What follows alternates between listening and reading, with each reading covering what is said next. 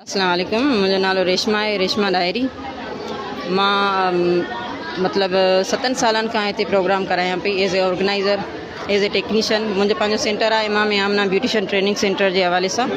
असांजो अॼु जेको प्रोग्राम आहे उनजो पर्पस आहे छोकिरियुनि खे ऑनलाइन बिज़नेस जी अवेयरनेस ॾियणु ऐं उनखे ब्यूटी इंडस्ट्री जे हवाले सां अवेयरनेस ॾियणु। इहो ई सेम प्रोग्राम सुभाणे असांजो सखर में बि आहे।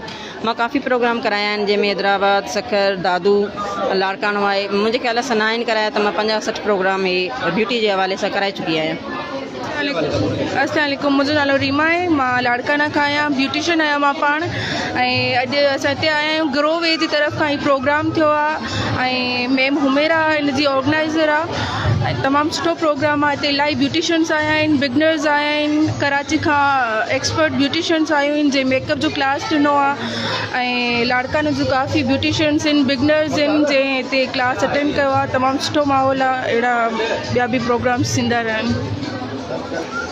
आम औरतुनि लाइ इहो आहे त ब्यूटिशियन हिकु सुठो स्किल आहे ऐं जंहिंखे बि इंट्रस्ट आहे उहो बि सिखी सघनि था। ऐं इंट्रस्ट खां अलावा मतिलबु हिकिड़ो कमाई जो बि सुठो ज़रियो आहे, कमाए बि सघनि थियूं घरु वेही करे औरतूं। त इहो तमामु सुठो हिकिड़ो स्किल आहे।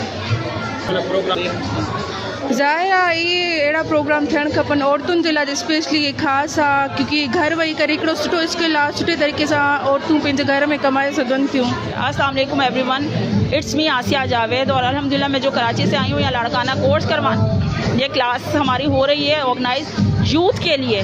ठीक है, जो बच्चियाँ घर में रहते हुए काम करना चाहती हैं, उनके पास प्लेटफॉर्म नहीं है, रोड मैप नहीं है, उन्हें प्रॉपर गाइड किया जाएगा, प्रॉपर स्पॉन्सर किया जाएगा, बिजनेस सिखाया जाएगा। वो लाखों रुपए कमा सकती हैं अगर वो मेरे नंबर पर रब्ता करती हैं तो। और आज की क्लास का जो है हमारा रेफ़र करती है तो इंशाल्लाह ताला उनको प्रॉपर गाइडलाइन दी जाएगी।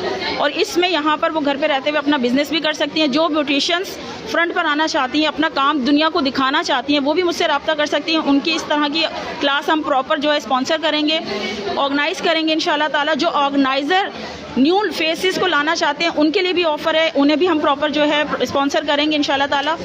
और जो बच्चियाँ और बच्चे काम करना चाहते हैं उनके लिए भी प्रॉपर जो है उन्हें जॉब ऑफर्स भी है, बिज़नेस भी है। घर पे रहते हुए सोशल मीडिया के थ्रू वो अपना काम कर सकते हैं। इसमें अगर वो मुझे ज्वाइन करते हैं इंशाल्लाह ताला तो उन्हें national tour, international tour, gold ring, diamond ring, ये लकी ड्रॉ में हमारे रिवॉर्ड्स होते हैं इंशाल्लाह ताला, तो वो भी वो अचीव कर सकते हैं। यानी कि हम वो ख्वाब पूरे करते हैं जो आप लोग देखते हैं। सिर्फ ख्वाब दिखाए नहीं जाते, पूरे किए जाते हैं। अस्सलाम वालेकुम जी, मां शाज़िया मुग़ल ब्यूटिशियन जे हवाले सां अॼु जेको हिते प्रोग्राम थियो आहे बुर्ज मरजान में, जेके अदी रेशमा होस्ट कयो आहे, तमामु बहितरीनु प्रोग्राम आहे।